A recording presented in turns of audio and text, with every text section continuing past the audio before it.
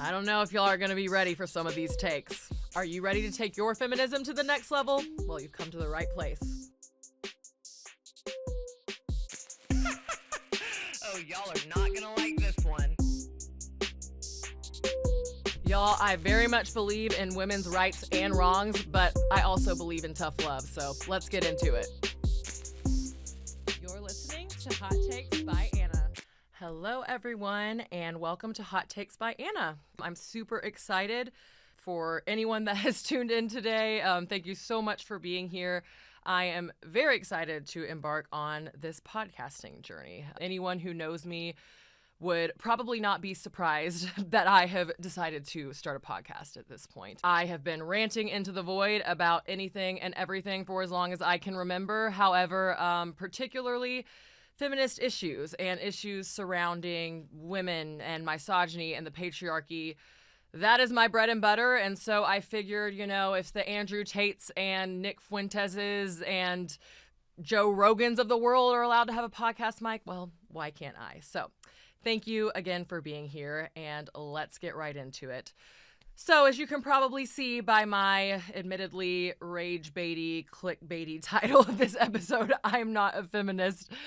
I am going to spend this episode kind of sharing where I stand, where a lot of my beliefs around all things, feminism, patriarchy, institutional oppression of women, where all of that kind of comes from. And while, like I said, the title was definitely meant to be a little bit of clickbait, I do consider myself in many ways aligned with what I think we all know as mainstream feminism. However, I'm going to spend this episode kind of breaking down the parts where my line of thinking deviates a little bit. I differ from kind of the classic mainstream definition of what we have been told that feminism is. But before getting into that, wanted to tell you guys a little bit about me and my journey and kind of help you get to know the person who's speaking on all of this right now. So I was raised in a fairly conservative, traditional Southern Baptist upbringing, essentially. I grew up in a small town, and for the most part, my family definitely instilled more traditional values in me, I would say. But one thing I noticed, and it became more and more clear as I got older, is that when it came specifically to the gender roles part of all of that, my family did not really raise me, I would say, ultra traditional in that regard. I think that, even to this day, my parents would have a stroke if I tried to accuse them of raising me with feminist principles. However, that's really kind of how it manifested. I was the oldest daughter. For as long as I can remember, in our household, it wasn't this, Anna, you have to do this chore because you're a girl, and then the boys do this chore. I mean, we all had to know how to do dishes, laundry, yard work, stuff outside. There was really none of that. In terms of my future, my parents were always very, very, very aggressive about, go to school, get educated, get a career, learn to support yourself, learn to not have to rely on a man. That was messaging that I received all of my upbringing. And so it was kind of this interesting dynamic where, we were going to church every Sunday, and I was hearing these very, they're very much Republicans. And, I'm hearing these these principles being reiterated to me in other areas of life. So I knew that they existed and that was kind of the societal expectation for women, but then I wasn't hearing it in the home. Although, when it really got down to the nitty gritty, I don't think my parents would have ever refuted that, or said, hey, actually it's wrong what they're saying in church. But it was more so, I was never getting this really clear messaging of, hey, your purpose is to be a wife and mom. I think that was kind of, again, inherent in some of the other messaging that I was getting from the church and from the media and from the rest of the world. But in the home, in the day-to-day, it just didn't really manifest like that.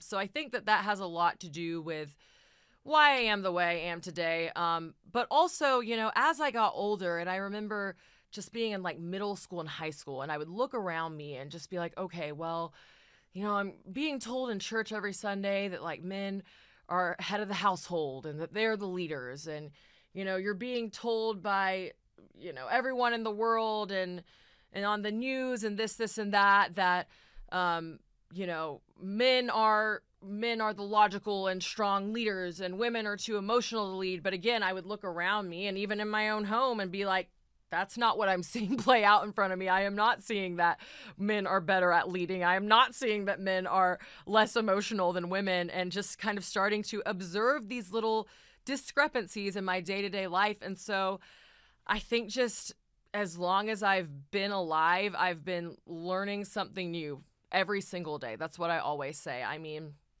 my feminist thoughts that I had when I was 16 years old obviously evolved and changed by the time I was 21 and then 25. And now me sitting here today being 31, I'm still every day learning something new about the world and having my eyes open to, another aspect of the patriarchy and how it plays out in our day-to-day life. So that's a little bit about me and kind of where I come from and how that plays into my beliefs.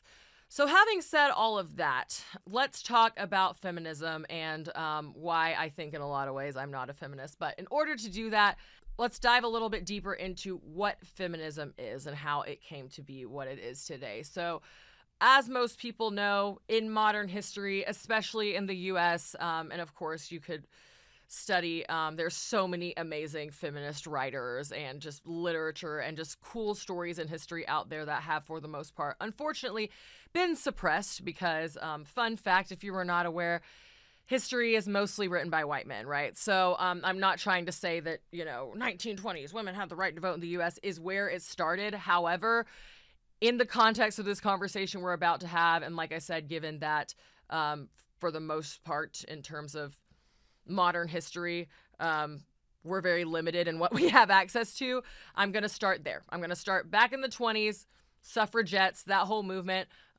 women getting the right to vote. Now, of course, very important to note, this was only white women, and there was a lot of just layers of racism in the whole suffragette movement, and just very important to highlight that this was only white women getting the right to vote, and that the OG suffragettes, for the most part, did not have any other type of woman in mind, and so I'm very careful about putting them on any sort of pedestal. However, they did get white women in America the right to vote.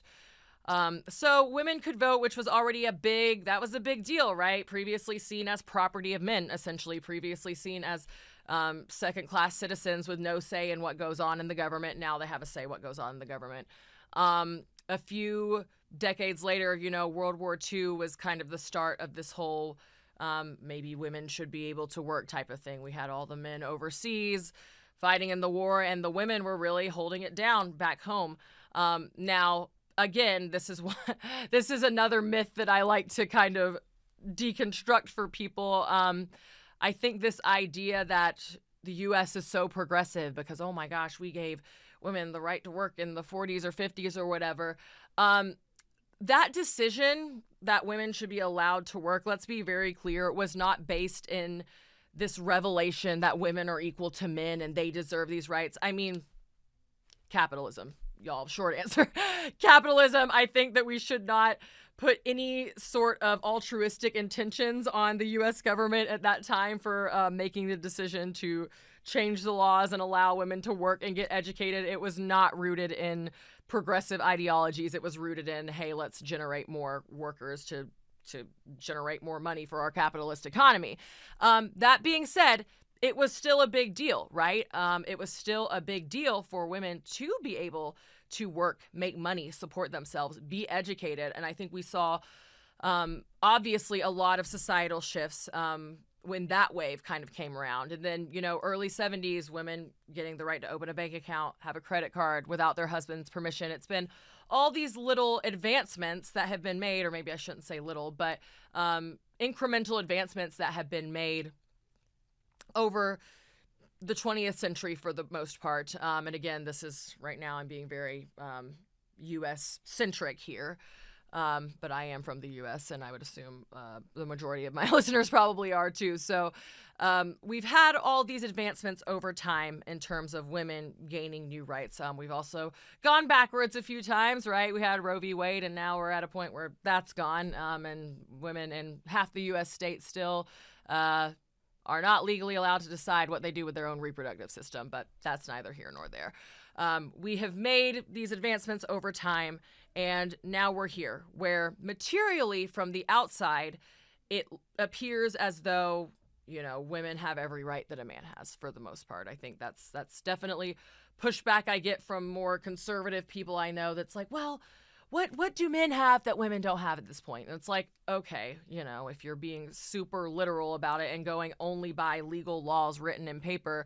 And like I said, even then, it's not completely equal. But when you start really looking into the true fabric of society and how things still operate, there are so many disparities glaringly still there. Again, reproductive rights, women still getting paid. I think white women, it's maybe 80 cents on the dollar now. I think, you get into Black, Hispanic, other races of women, and you get down to like 67 cents.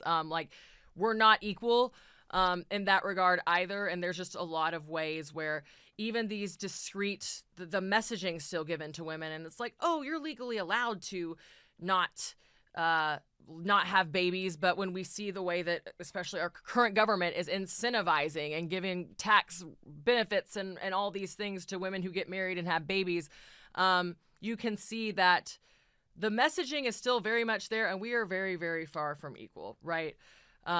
So I think that this idea of feminism in general, right, mainstream feminism has always been focused on achieving equality of the sexes, period. However, in a patriarchal society, what equality means when it comes to gender is essentially women being able to have all the rights that men have. That's the way that I believe feminism has classically been defined by most feminist scholars, especially first and second wave feminism, is just equality of the sexes. Simple, leave it there. And this is where I kind of want to challenge that idea a little bit, because my feminism, I would say my genre of feminism, deviates from this quite a bit. This mainstream feminist idea of equality, I think it really shuts down any pushback. It shuts down any potential nuance into how that truly manifests in day-to-day life, right? So we're kind of going to get into that, because I believe what I call it is late stage feminism. I believe right now that we are in late stage feminism. I think every movement, people are probably more familiar with late stage capitalism, right? And this idea that certain movements, they come about and they go through these waves, but it hits a certain point where you reach an impasse, where you realize that, like, okay, this movement or this ideology that began with good intentions, now there's just social and political dynamics at play that are causing us to be at kind of a gridlock, a standstill. And I think that feminism is not going to be able to go further and achieve what I believe deep down most feminists really want it to achieve, until we kind of reassess how we look at feminism and what that really means, and how we might need to kind of pivot the way that we're going about it, and the way that we're trying to go about liberating women and achieving true equality, right? This sense of true equality, and not in the way that it's been defined popularly up until now. So want to kind of get into my 3 key issues with mainstream feminism. And I guess maybe issues is a strong word, but I mean, it's 3 ways in which I believe my ideology really, really deviates from mainstream feminism. So number 1 is that there's this inherent idea that I touched upon a little bit earlier, but this inherent idea that the end goal of feminism is for women to be equal to men.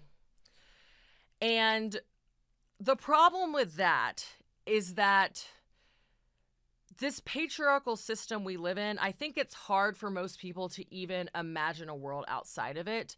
And even the most progressive feminists I know, don't realize the ways in which the patriarchy and misogyny has truly seeped into everything about our society, everything about our day-to-day life, and for example, how marriage in general between a man and a woman, that's still a very patriarchal institution. I know a lot of very, very left-leaning progressive couples that, within their marriage, I think that they're doing what they can to be as progressive as possible, right? The man helps with the children. They share more of the household labor. The man considers himself a feminist. He votes Democrat and whatnot. But at the end of the day, it's like, you're still upholding a very archaic institution. And that's not a critique on the people themselves. It's we're all in the same boat of being brainwashed by the patriarchy. So anyway, I say all of that to say that it can be very difficult to look at the world not through the lens of the patriarchy. Even when you may think that you're not looking at it through the lens of the patriarchy, I just don't think we realize how deeply it's seeped into the fabric of everything. And so again, this idea that women should be equal to men sounds great on the surface, right? Like, yeah, equality of the sexes, but this idea of men still being the metric that we're striving for, right? Like, women should be able to act like men. Women should be able to live their life like a man. And I will get into this in further episodes. However, I don't believe that men should be the metric at all. I believe that all genders should be able to live their lives in ways where their role is not inherently critical to other genders. And that's kind of the case right now when you look at women. Again, despite all of the advancements that have been made, despite all of the rights that we've achieved, men and our role in relation to men is still kind of at the core of how people define femininity, how they define the role of a woman. A perfect example of this, I was listening to one of my favorite podcasts, by the way. It's called Diabolical Lies. It's two women, Katie Gatti Tassin and Carol Claire Burke. They talk about a lot of current events and how you see, dynamics like racism, sexism, homophobia, fascism, how these all kind of come into play. Like I said, they usually use a current event as an example. They had a recent episode about the now podcaster, Scott Galloway. He has apparently done a lot in his life. He was, businessman, venture capitalist, and now he's talking about, he has taken on the role of this centrist figure, this very disarming centrist male figure who is now telling men how they need to step up and be men. And I'll be honest with you, I had seen a few of Scott Galloway's clips come up on, like my Instagram feed. And a lot of the clips isolated by themselves, they seemed like something I could get on board with. I was kind of like, yeah, a lot of what he was saying, I was like, it's kind of refreshing to hear a white guy like saying all these things. He does definitely acknowledge the growing divide between men and women these days. And I think he gets a lot of the reasons right. Like he acknowledges, hey, women used to not be allowed to do any of these things, and now they are, and men simply aren't keeping up. Sure, valid observation. And so I was seeing a lot of these clips and was like, okay, all right, cool. I mean, I think we can get on board with this.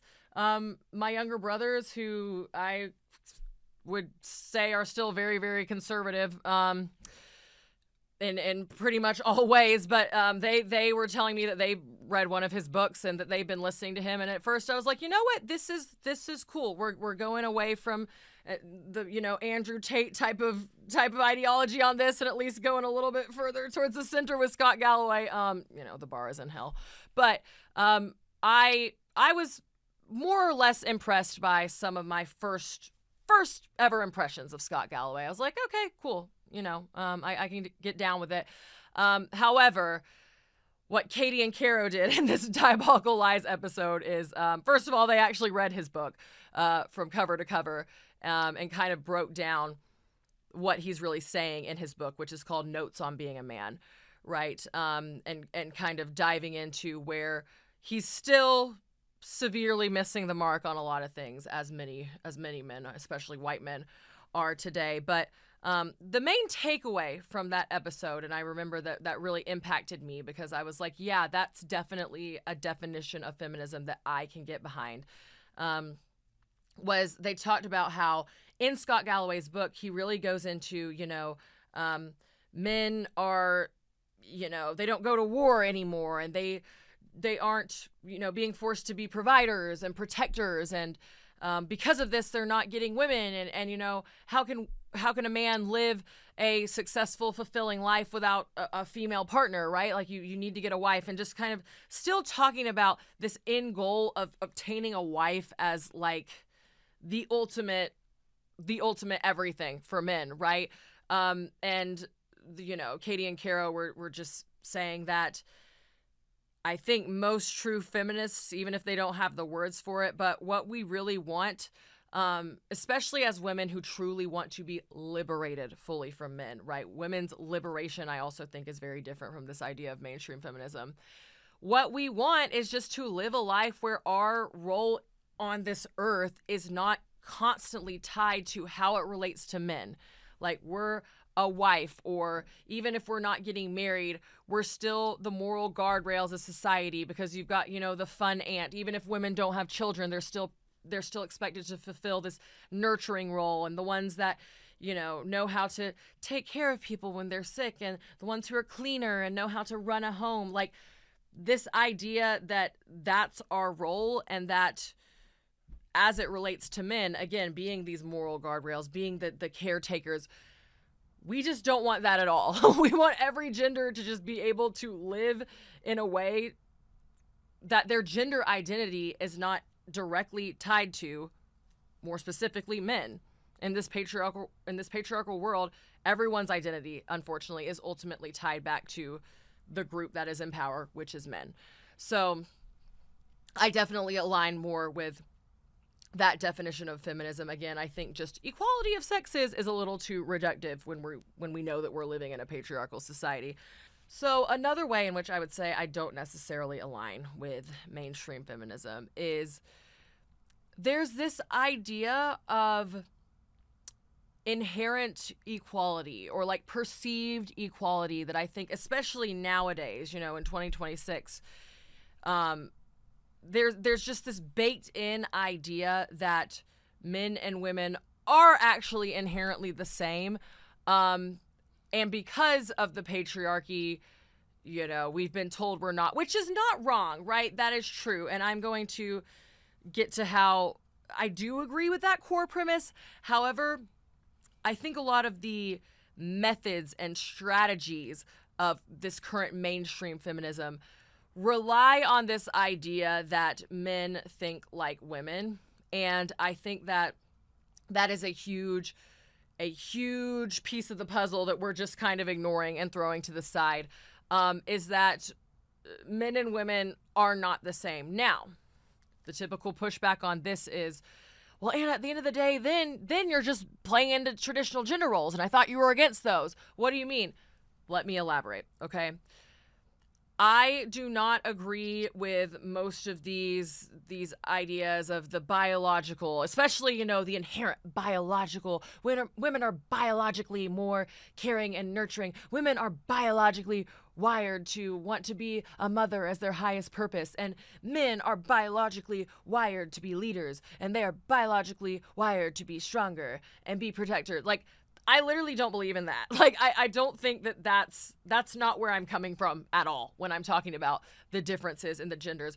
I am more so talking about the fact that due to the patriarchy and due to the societal conditioning that all of us have been subjected to, because of that, no, men and women are not the same. We're not. We've been forced to be very different because the roles and expectations that have been thrust upon us against our will from birth have forced us to end up adapting a very different worldview, very different life skills, just very different ways in which we approach the world because of the patriarchy, because of all this messaging. And I think that sometimes feminism can really oversimplify that and be a little bit reductive in the way that it wants to address things. For example, unless you guys have a very, very different algorithm than I do, which is a high possibility. But a lot of this discourse around like splitting bills, 50-50, theoretically, mainstream feminism would say, yeah, we both have jobs. Cool. Split the bills, call it a day. We're equal now. Whereas I'm more along the line of thinking that, hey, so there's like an inherent tax in this society, again, patriarchal society, that women have to pay that is invisible and goes unnoticed. The expectations on women in terms of their appearance, the money and time spent in the upkeep of looking pretty for the patriarchy, right? Women having to have periods and bleed every month for the most part. Women being the ones who are expected to be the ones who give birth, who raise the children. It's women's bodies that are taking a beating with this, It's women's physical and mental health that is taking a beating and all of these things. So that's kind of what I mean when I'm like, yeah, I know we can all work now, but like that this does not mean that we're equal. And I think that we need to approach these issues with a realistic lens of like, hey, I don't mean to sound like I'm going this direction of like reparations, but like I kind of am, I feel like just this general idea of women are starting from way behind, and women still to this day on a day-to-day basis, regardless of what legal rights we have, there is so much of this, again, this invisible tax that women are paying every day. And I think that this whole, super oversimplified, reductive idea of equality of the genders does not take that into account. So you'll hear that manifest in a lot of ways throughout this season and future seasons to come. I talk about this idea a lot of perceived equality, but how this idea of perceived equality is further holding us back, because if we cannot acknowledge things for how they truly are, if we cannot acknowledge the reality, which is that, hey, we're still far from equal, then we're not going to get anywhere. And then the third way in which I believe my feminism is different from the typical mainstream feminism is that I tend to speak a lot about accountability, and I think that I put a bit more accountability on women than a lot of feminists are comfortable with. And that often, to many people, looks like victim blaming. I want to be very, very clear here. This idea that patriarchy is the enemy, men are our apex predators, absolutely, this is true. However, this very common theme I'm now seeing arise in mainstream feminism is we need to take the focus away from the women and put it on men who are the predators. It's their fault. It's not women's fault for being targeted, for existing. Agree, very much agree with the basic premise of this, right? And I also believe that this messaging is completely ineffective, unfortunately. I will talk about this in a future episode that I've already written, but the problem is that men don't care, right? We're screaming this message of you're a predator, don't assault us, don't kill us, like, stop raping us, stop doing all these things to women. But what has changed? Like, telling men that they're being mean is clearly not doing anything. And this also ties back to my last point about how unfortunately women and men, their brains don't think the same way. We as women think that if we present this perfectly thought out and empathetically conveyed message of and plea of please help us, stop hurting us, please help us in our fight for women's liberation, we think that if we do that men will listen, and that's just simply not the reality. I mean, look around you. And so that's kind of where I'm coming from when I say accountability on women. It's like, hey guys, I acknowledge it's not fair. I acknowledge that it is still ultimately at the end of the day men's fault. They are abusing us, they are killing us, they are oppressing us, and it is their fault. However, if we see the facts in front of us and we see history and we're able to recognize patterns and male behavior, we also at a certain point need to take that information and look at it and be like, okay, how are we going to now address this? How are we going to now move about the world? Because we do have the power. And again, I do not mean to be reductive in saying that. I will kind of address this further on an episode in Choice Feminism, where I do acknowledge that, like, hey, we are still very much the oppressed category. I don't mean for this to come across as a pull yourself up by your bootstraps and just overpower men. I know it's not that simple, but I do also think there are ways where we can, as women, tangibly and materially change our circumstances if we were to accept reality for what it is and make decisions on how we're going to engage with men moving forward. So, for example, where mainstream feminism says, men, stand up, help your wife, stop being shitty husbands and fathers. Anti-feminism would say, yes, this is true. Y'all are being shitty husbands and fathers, and y'all are not pulling your weight in society, and that is y'all's fault. However, as women, we see this happening. Let's raise our standards and just decide collectively that we're not going to engage with men or partner with them or allow them access to us until they can step it up. Where mainstream feminism says that, women should go 50-50 on bills, like I said earlier. Anti-feminism would say, no, men should still be pulling more weight under this patriarchal system that they created, right? You want to be the protectors and providers and have tried to force us into submission, and we're still not equal, so you should still be pulling a little more weight. That's anti-feminism. Where mainstream feminism says that we can get men on board with this cause of feminism and we can convince them to want to help us.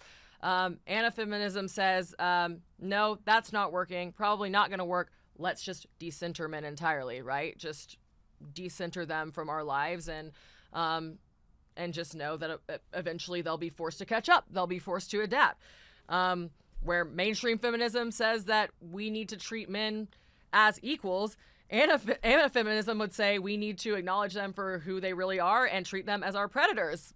Where mainstream feminism would say that, peak feminism is being the have-it-all, boss babe, wife and mom and career woman. Anti-feminism would say that's an unreasonable expectation for women. It's more work with less reward, and the best thing that we could do as women is to actually remove ourselves from that rat race entirely.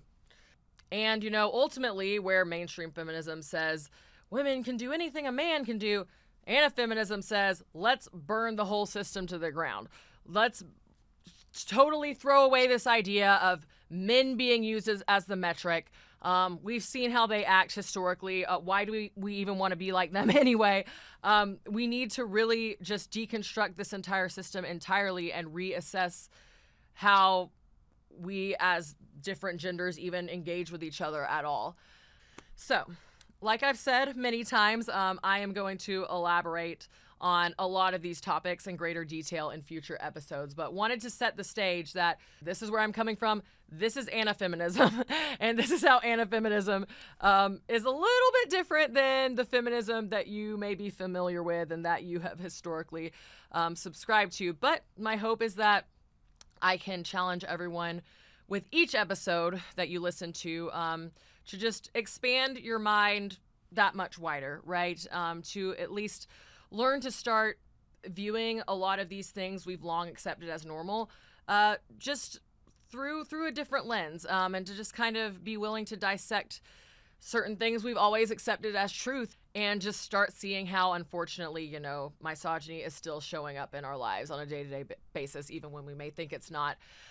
So with that, I will leave all of you today. Thanks so much for listening. One thing I do ask is that you please like and share this episode with as many people as possible. If you know anyone in your life who would be on board with the things I'm saying and that might resonate with my subject matter, please share with them. Even if you think someone would hate it, share with them too. I'm still early enough on where the rage bait clicks and the hate comments, I've been told, will help my engagement. So feel free to do that as well. But thank you again so much for listening, and I will catch you guys in the next episode.